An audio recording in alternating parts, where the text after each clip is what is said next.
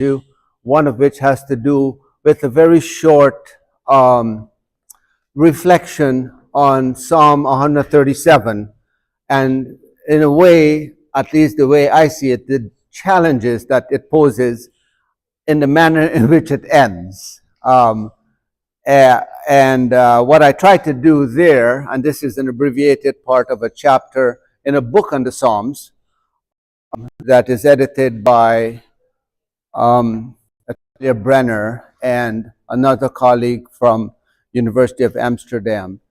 And it's the idea that within the hearts of the people who are in bondage, very much in sync with the Jeremiah text that Pastor Dave was talking about, in sync with that is the idea that it's very difficult, when you're being taunted in exile, to sing the Lord's song. Now, there are also challenges because the people said, can we sing the Lord's song in a foreign land? Okay? And the expectation there is, no, you can't. My answer is that yes, you can. Okay? Now, does that make it easy? No, it doesn't make it easy. But what the text ends on the note that in the depth of our hearts, reflecting the pain, what we'd really like to do is to show you, right? And you end up with this really kind of violent picture of bashing the heads of children, of your infants against the rocks. By the way, this is there are certain sort of churches. Frankly, for a while, I think the Lutheran Church and perhaps the Episcopal Church, when this text has been used, they have cut out that last verse. Let me help you out. Ding, ding, don't. Okay? By the way, it is not based on whether or not you like it. Too bad, right? Come to grips with it. And part of what I'm trying to do here is, how do we come to grips with this?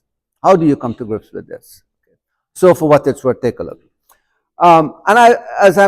As we continue here, I was thinking a little bit, very little, about Julian of Norwich. Whose name, actually we don't even know her name, really. 15th century mystic and thinker. And one of the many I think, memorable, well-known, thoughtful statements that she made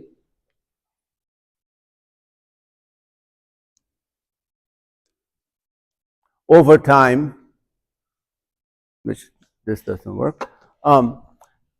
She said, in that time, in that context, a word that, for example, while particular, could be universal.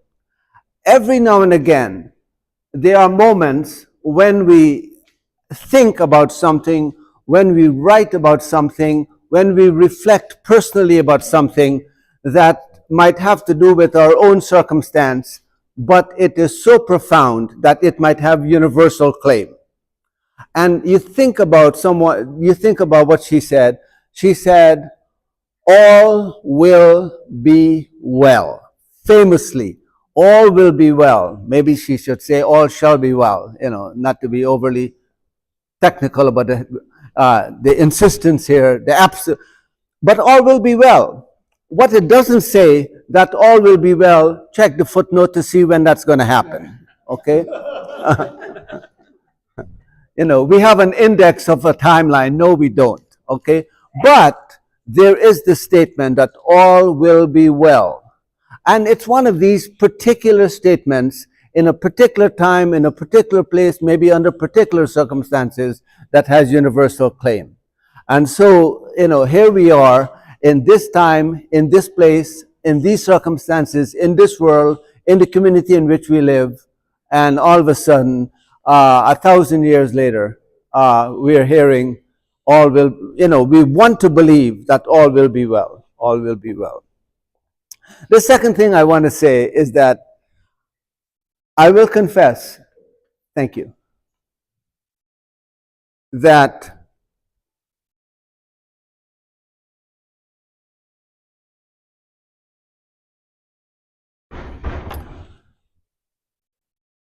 I am absolutely, and by the way, this is not, I'm not being self-deprecating here.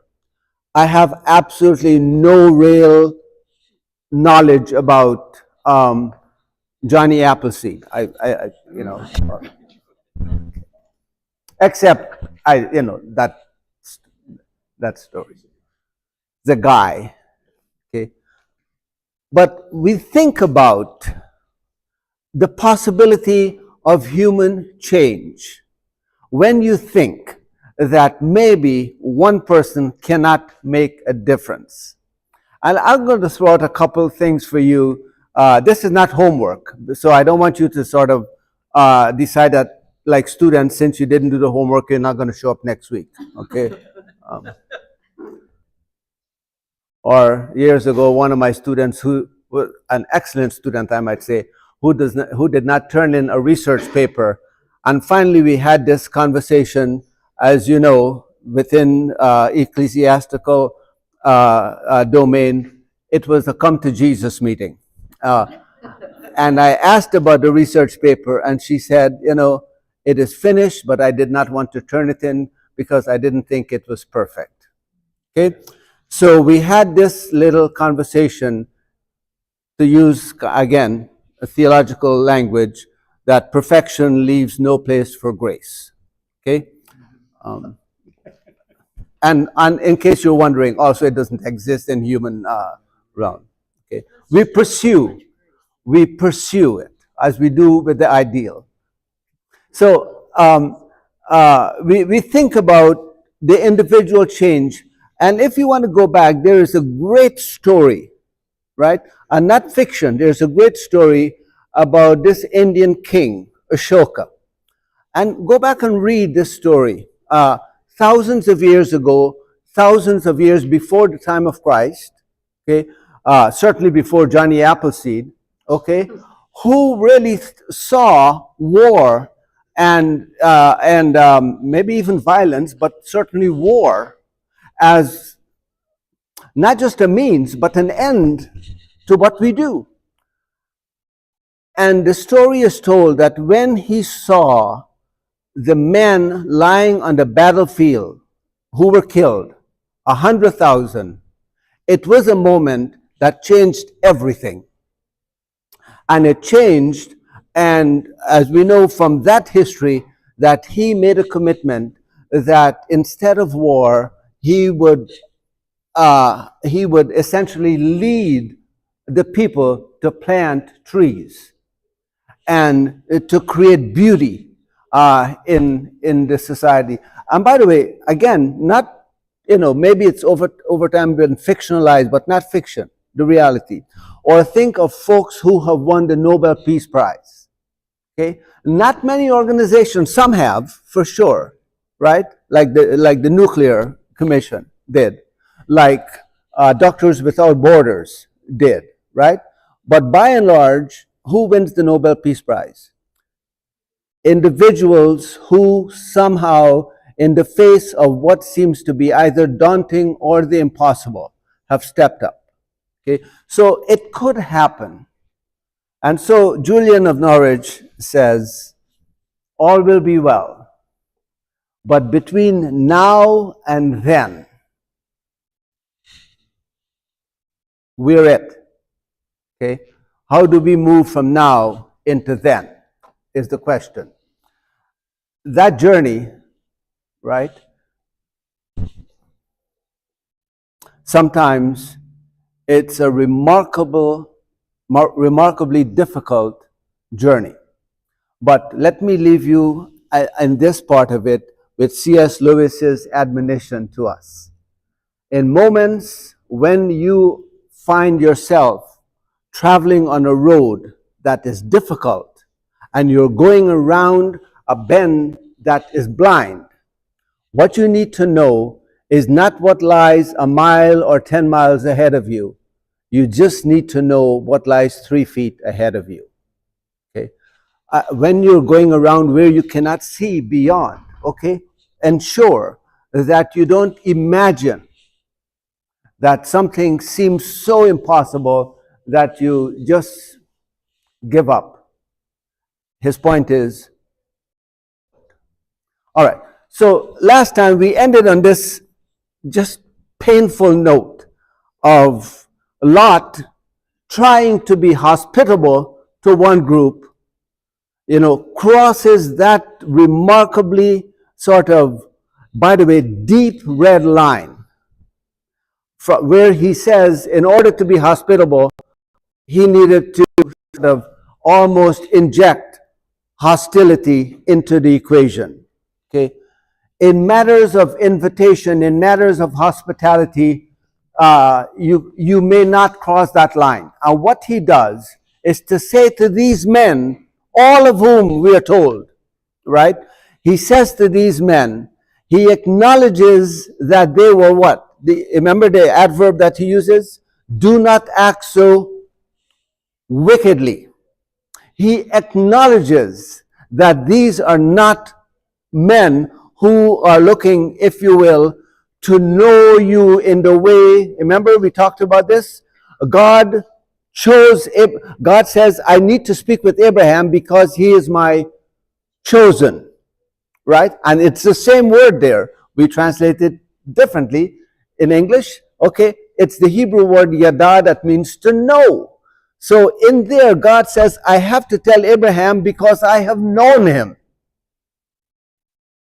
The English translation says, because I have chosen him. It's the same word. Here, the men who surround the city said, send them out so that we may know them, right? And it reminds us of the use of that word and the remarkable difference in it. So Lot says, take my 2 daughters who have not, and the word is used there again, known a man. Okay, that idea. Of course, the other translations are much more explicit that says, take my virgin daughters. The Jerusalem Bible, for example, uses that translation. And then Lot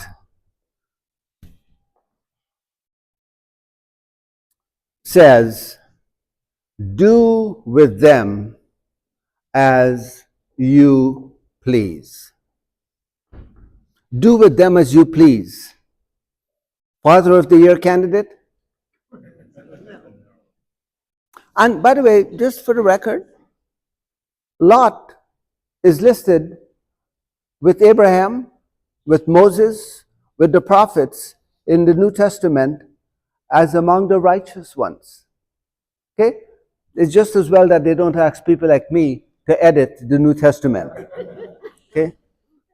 It's a good thing, because I will tell you, I will send back a manuscript where in the margin, Lot will be crossed out. Very, very difficult and painful. So, but these men are insistent. They're insistent. They said, how dare you? You're a foreigner here. In fact, the language here is that you're an alien. You've come into my land and you're telling me what we should do? Stand aside. Right? And then the men reach inside the door.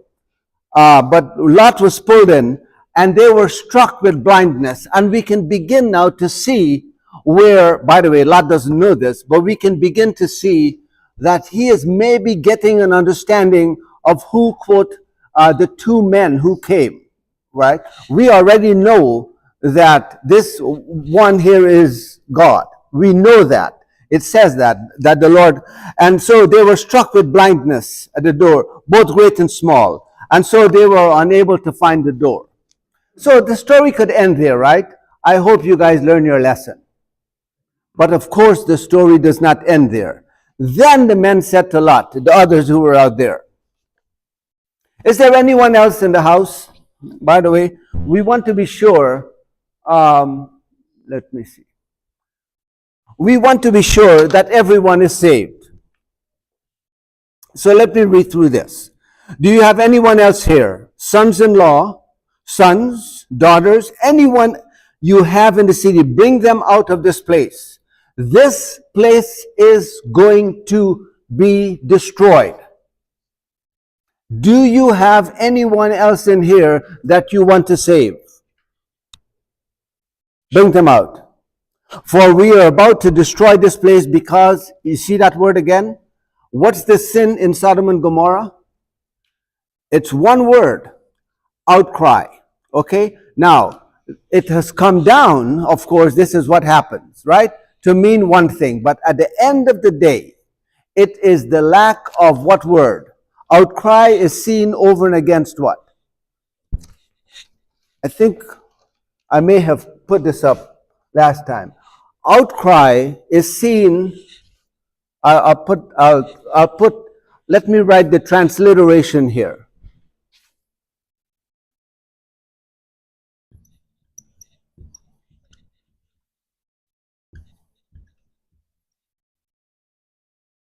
And you will see how all very similar sounding, right?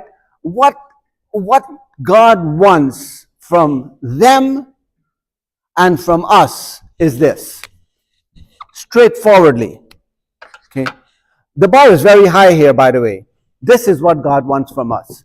Tzedakah. Righteousness. That's it. It's translated in a variety of different ways, sometimes in forensic context and stuff. It's sometimes translated acquittal even, or innocent. But the fundamental meaning of the word is righteous. You know, Oskar Schindler, who you've heard of, right? Oskar Schindler. He is viewed as one of the what? Yeah, one of the righteous ones, right? The idea here is that not that Oskar Schindler was entirely across the spectrum of his life innocent or whatever, but he was righteous because he did what? He saved the people in a way that his own life, right? And so righteousness is not some abstract idea. It is how we live. Again, we can emphasize the idea that I would like to imagine that everyone in this group, right? We care about the poor. And we care about the hungry. But it can't end with a full stop. It has to be maybe a semicolon. Now what? What do you do about it, is the question. So it is not a question of whether or not we have goodness in our hearts. Okay? We'll go with that. What are you going to do about it? That's the question. So this is what is important. This is what you find in Sodom and Gomorrah. Right? You notice there's nothing fancy here. It's just one letter missing over there. And it changes everything. So and the prophet Isaiah speaks about this, by the way, right? In the Song of the Vineyard. It ends on a note that the Lord, that the vineyard owner, looked for tzedakah, but found se'ekah.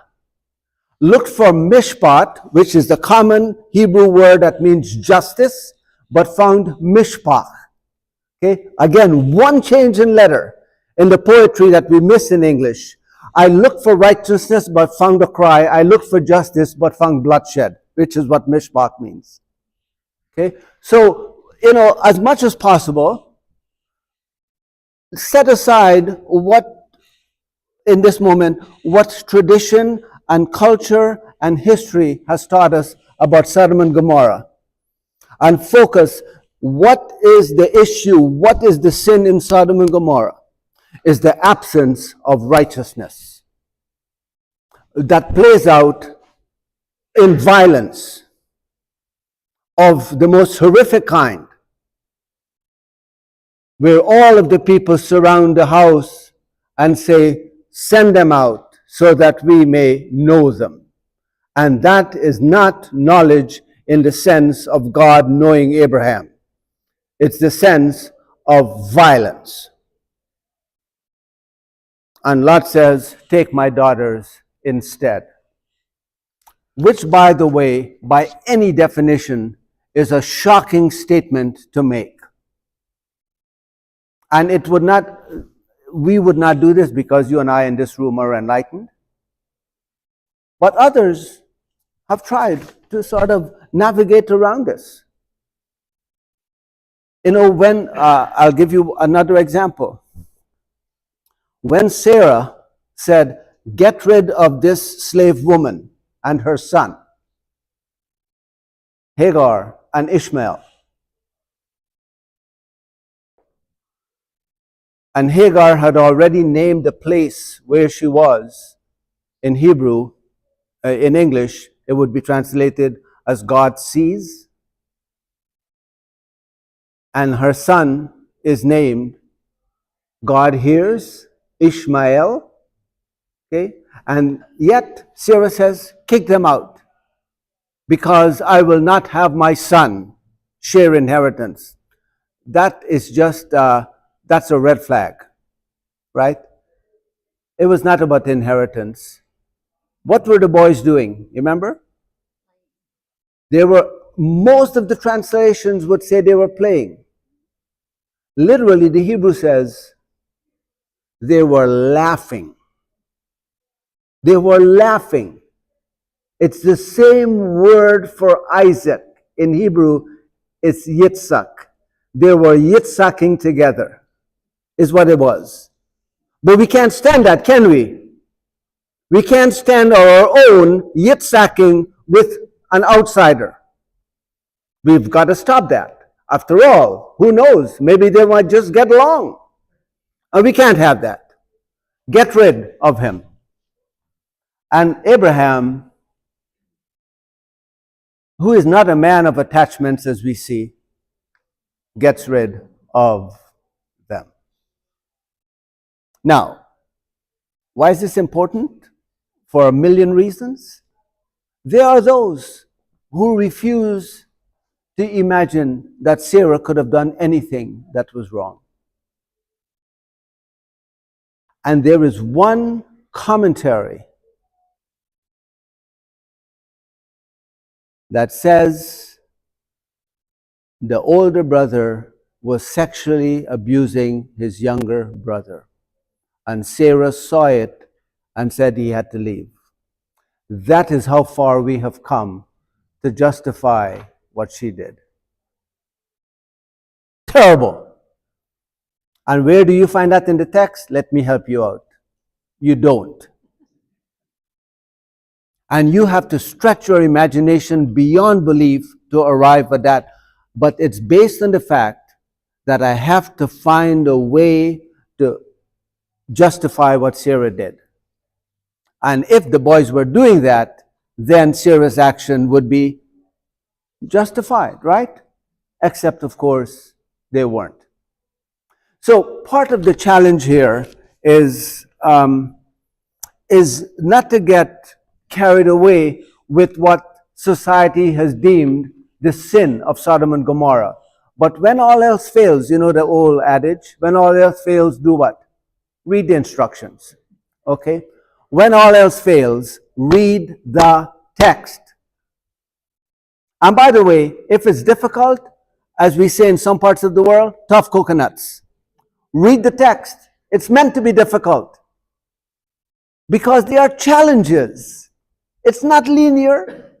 It takes you in one direction, and then it brings you back in another direction, and then it explores a third direction. It is very, very difficult.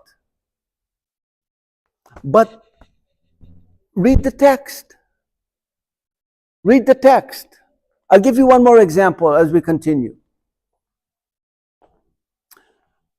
Every now and again, and this was at the university where I was before, for many years, every now and again, in a class, I am struck speechless by a comment. Every now and again. In this particular class, where the entire class was focused on the book of Genesis. The title of the class was Genesis and Human Relations. And in this particular class, and I'm not sort of, how should we say, I'm certainly not editing out stuff here. In this particular class, we were exploring the sacrifice of Isaac. In Christianity, that's the title that is used. In Judaism, the word sacrifice is not used. It's called the binding of Isaac. Okay? Now, as we're talking about this, I raised the question, why wouldn't Abraham raise a question? Why wouldn't Abraham raise a question? We are told, I know we don't, some of us don't like to hear this, we are told that God tested Abraham's faith.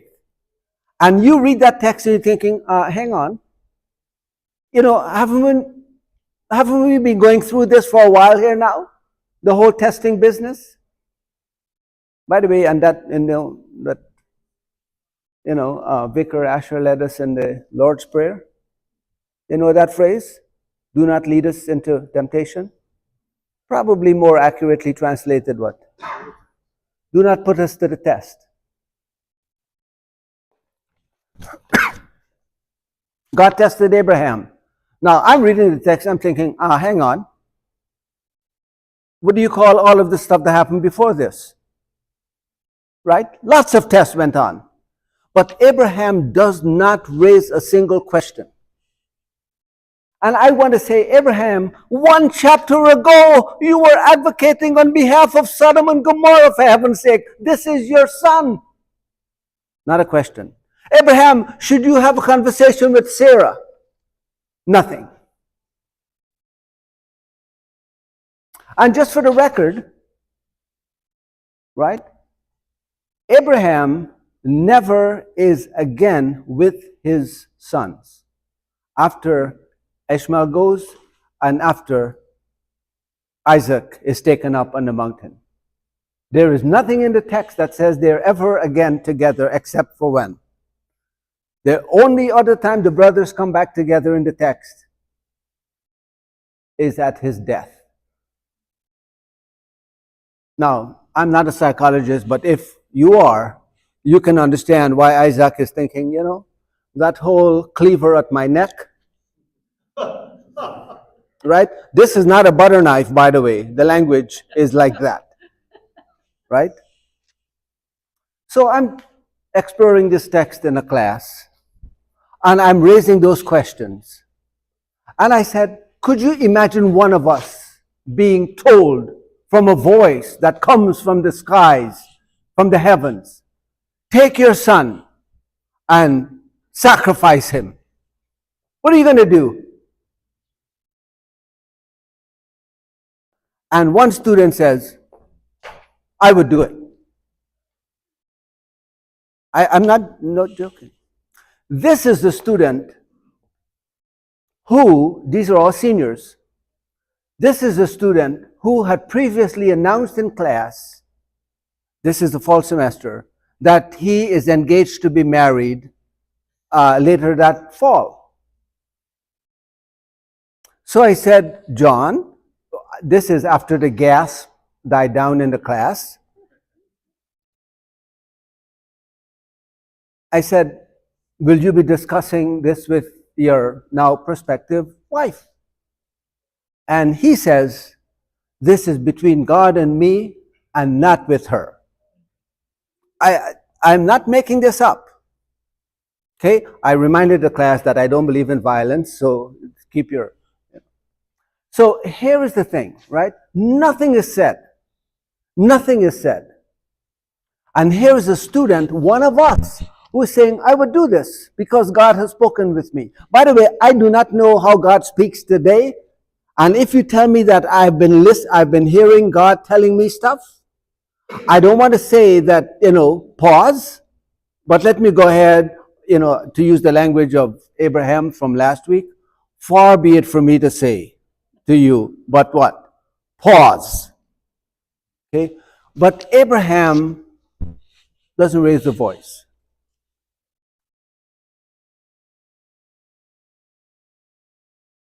So the people are saying to Lot, do you have anyone else here?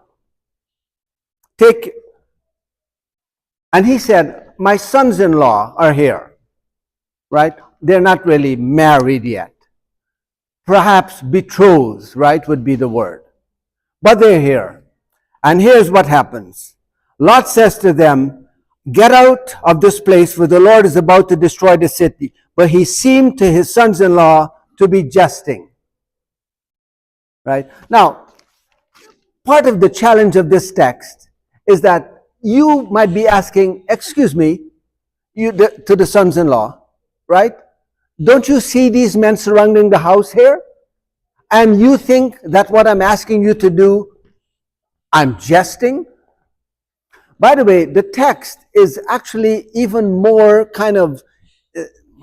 is even more forceful than that. The sons-in-law looked to Lot as if he was a laughing stock. That's more accurate. Not that this was a kind of a casual joke. Are you serious? No. They looked to Lot as if you are a joke, right? You are a laughing stock.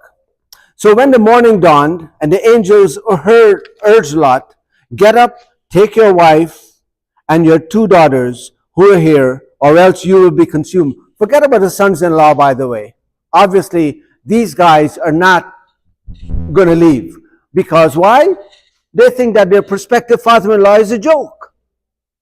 Which should tell you again much of what we need to know about Lot. And what does Lot do? He lingered. Now,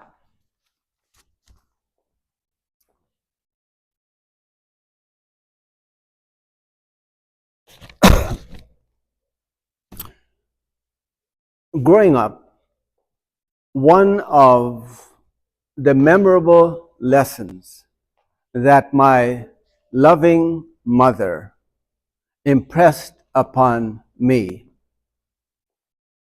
and I want to be clear, there are many lessons that she impressed upon me, most of which were not followed. I just want to be clear about that, right? My mother never wanted me to play sports, for example, because she felt if I played cricket, I would get injured and, the whole works. So what did I do?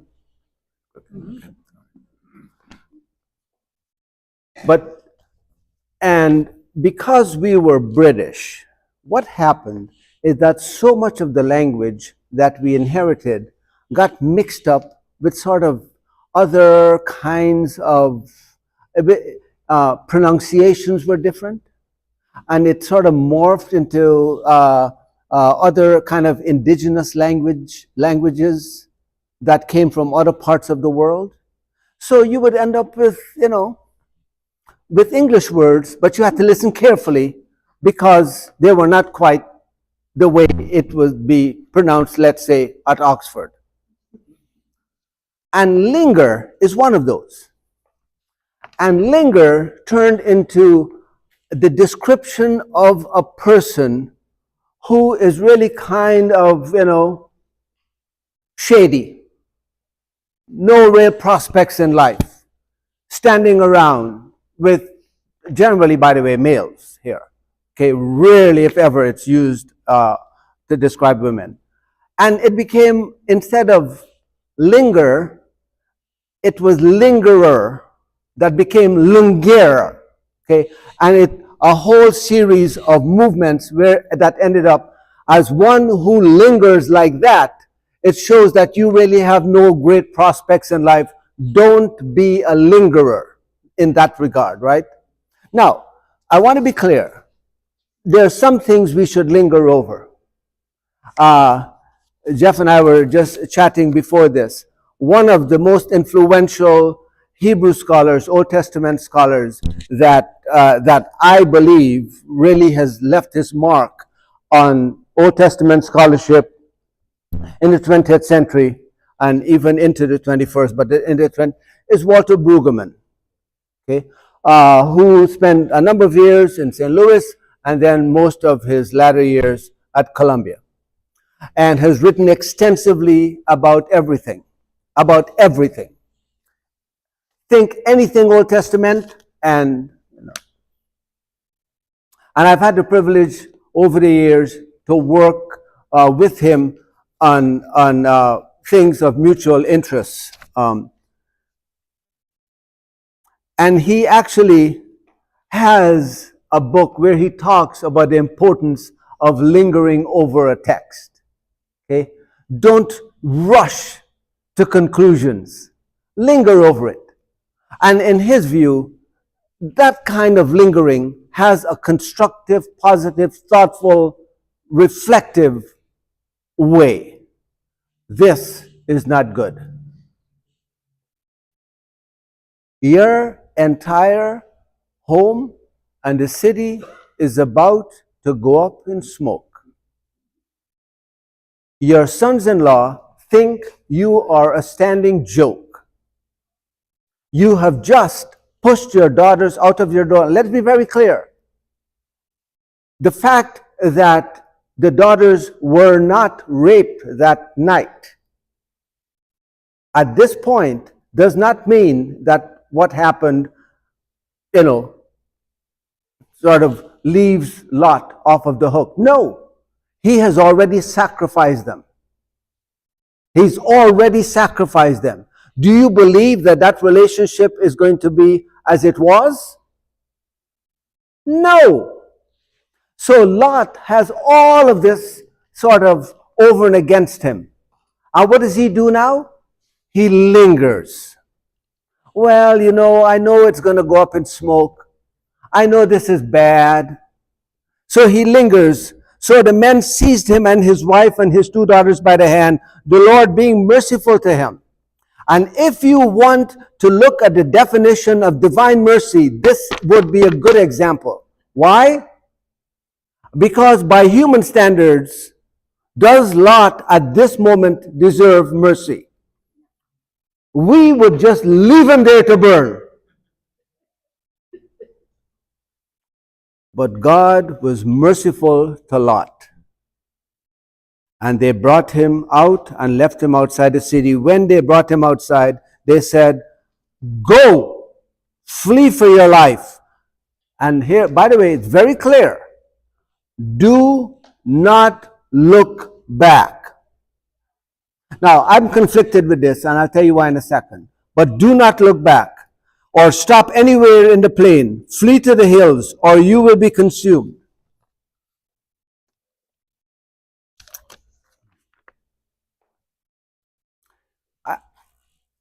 Here's the thing.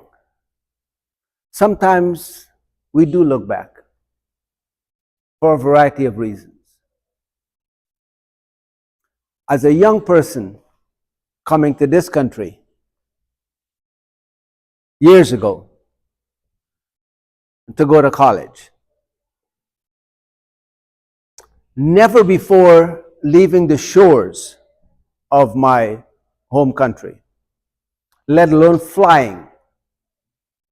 Okay, and so you imagine you're going transatlantic, and the least bump in the aircraft, you're thinking, well, now, okay, this is how it's going to happen.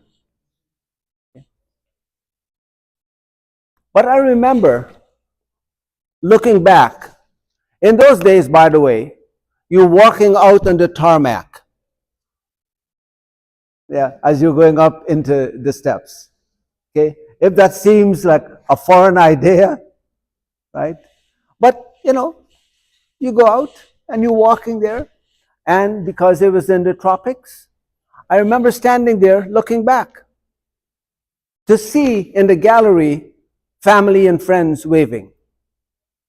So maybe there's a place to look back. There's a time to look back. Maybe to reflect. To reflect.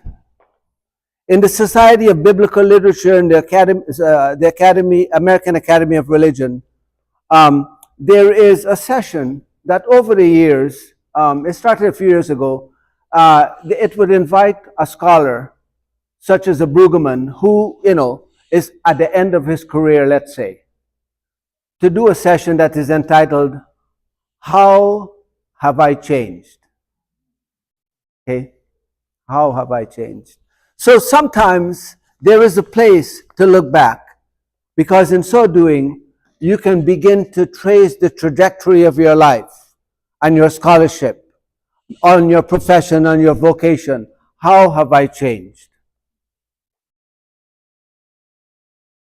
But if God says to you, don't look back, I think you probably should take that somewhat more seriously.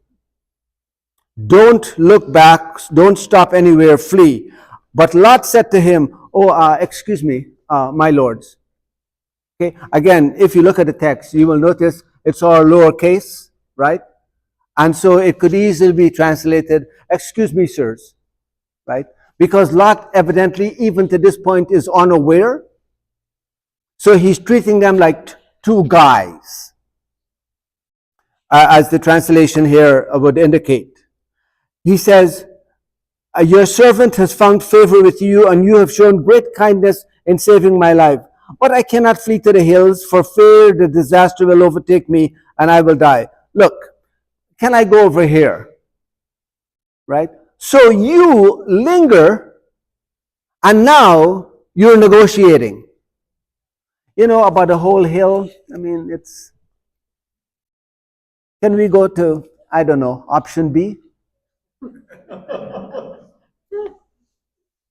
I mean, I know you've been kind to me, and I appreciate that, and you have been merciful, but, you know, the hills.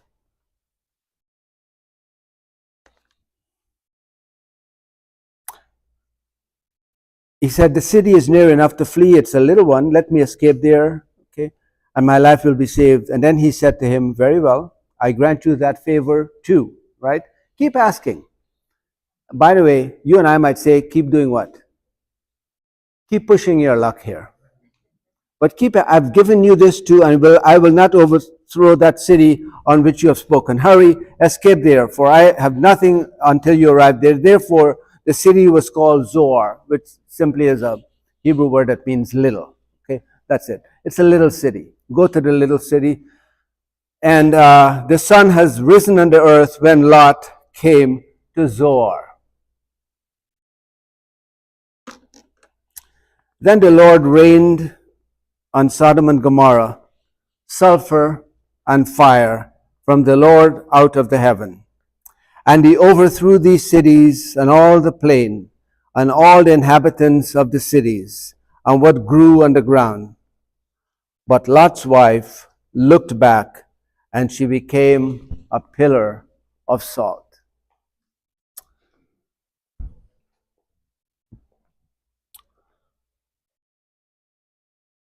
I can't rewrite this text, as you probably are aware. But up to this point, what exactly did Lot's wife do?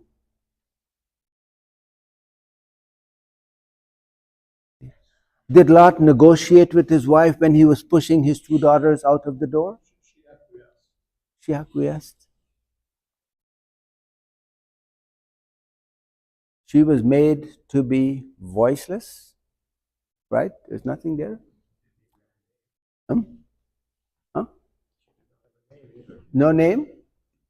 By the way, not unusual. Think of Noah. How many people are on that big old boat? But not a trick question. How many people were in the...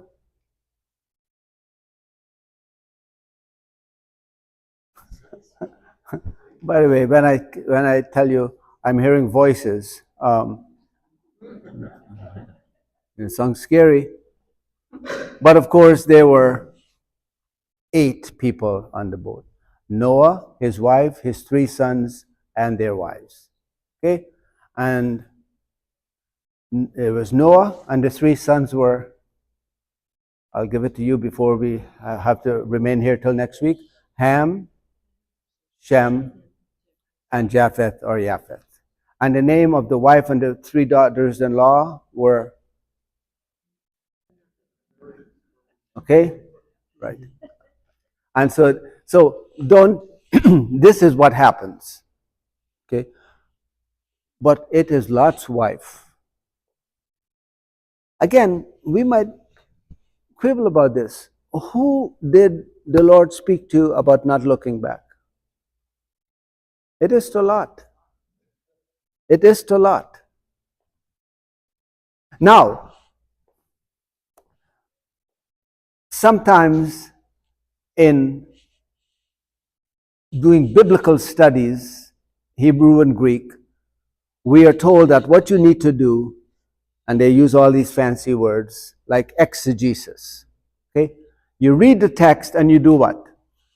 Examine what the text means, right? Easier said than done. Because no one reads the text in a vacuum.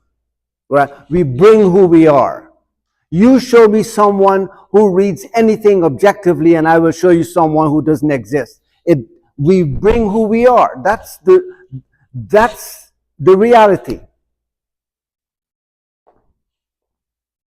And what students are warned about in these studies, that you should do exegesis but not eisegesis.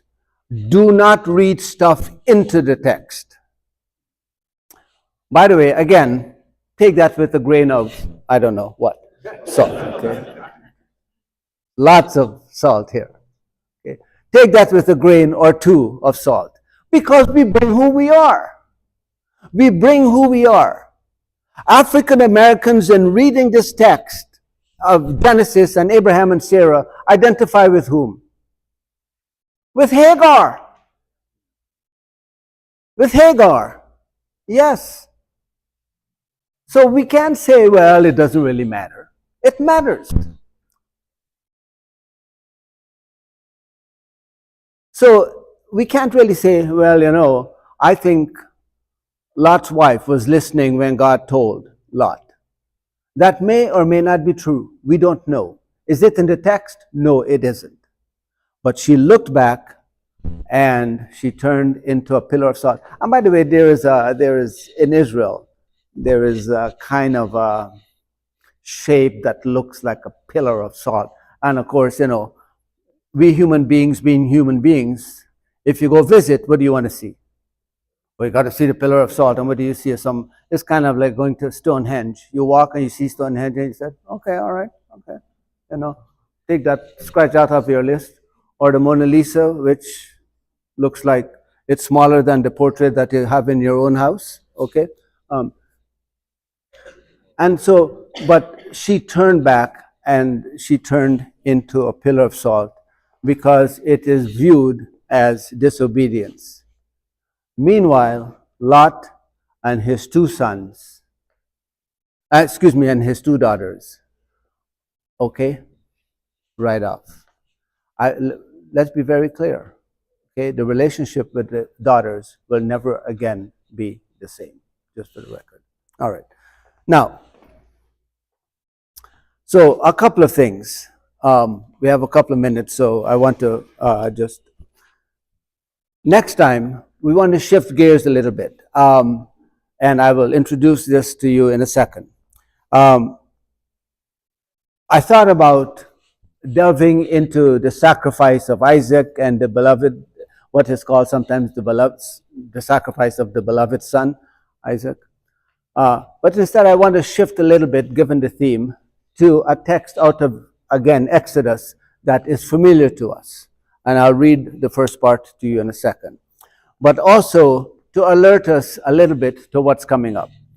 So starting the first Sunday in March, right, which is Transfiguration Sunday, okay, and that's that would be the last Sunday before Ash Wednesday and Lent begins, right, which is late this year, at least relatively speaking. I will begin a series looking at Lenten text from darkness to light. And so these will be lectionary texts that you will be hearing read here. Not all of them, but you'll be hearing some of them. and how do we understand these texts as we journey through Lent.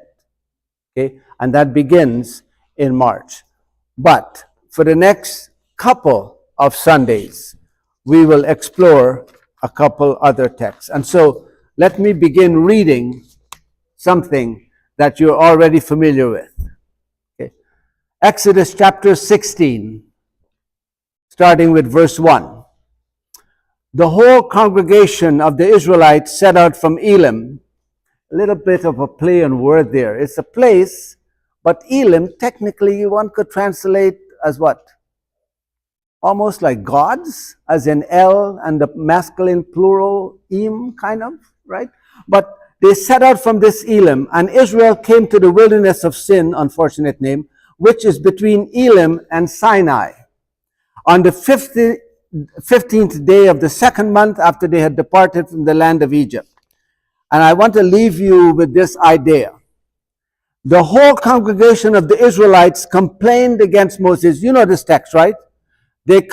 One text doesn't use complain. It translates it as what? They murmured. Okay? Which kind of, But they complained against Moses and Aaron in the wilderness. The Israelites said to them, if only, by the way, see if this rings a bell. Okay. If only we had died by the hand of the Lord in the land of Egypt, where we sat down by the flesh pots and ate our fill of bread. And you have brought us into the wilderness to kill this whole assembly with hunger. What's wrong with this picture?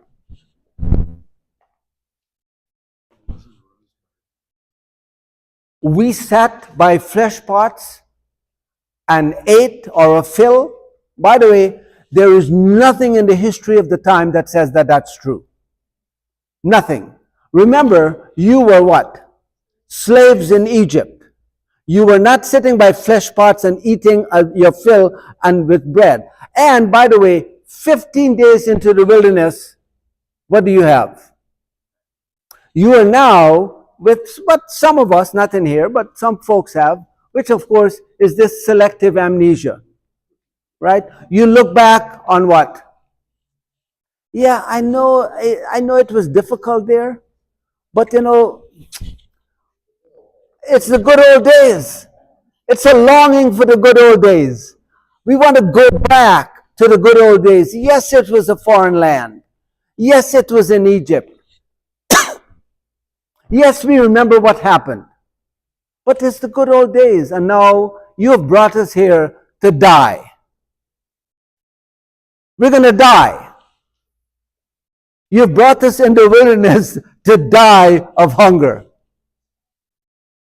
And by the way, if you're ever looking and wondering if God is and can be patient, okay, put this one in your notebook.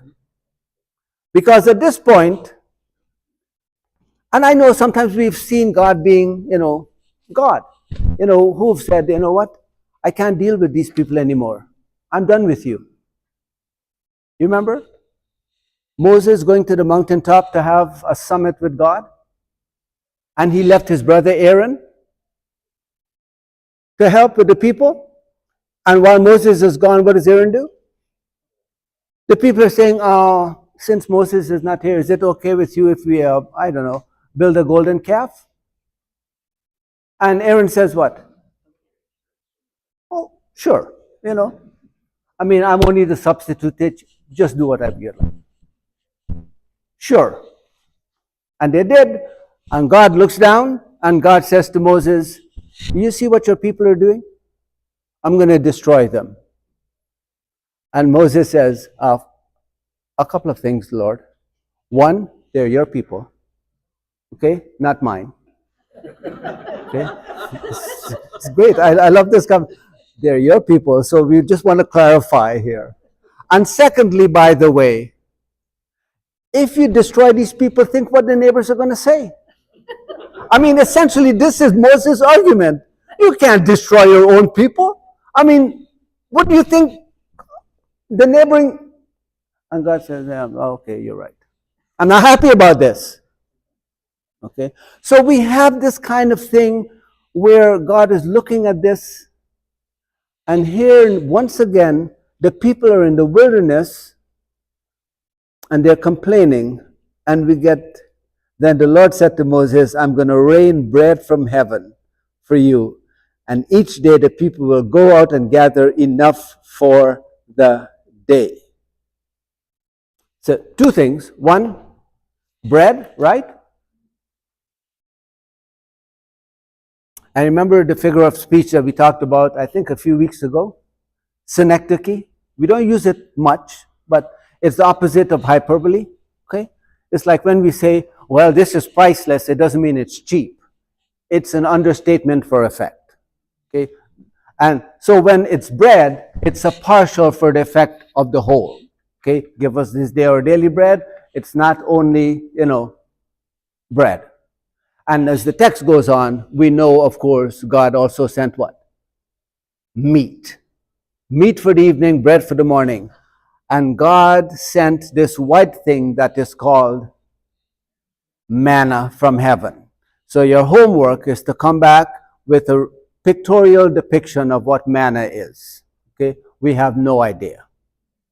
Okay? But I can tell you what the Hebrew means. The people said manna.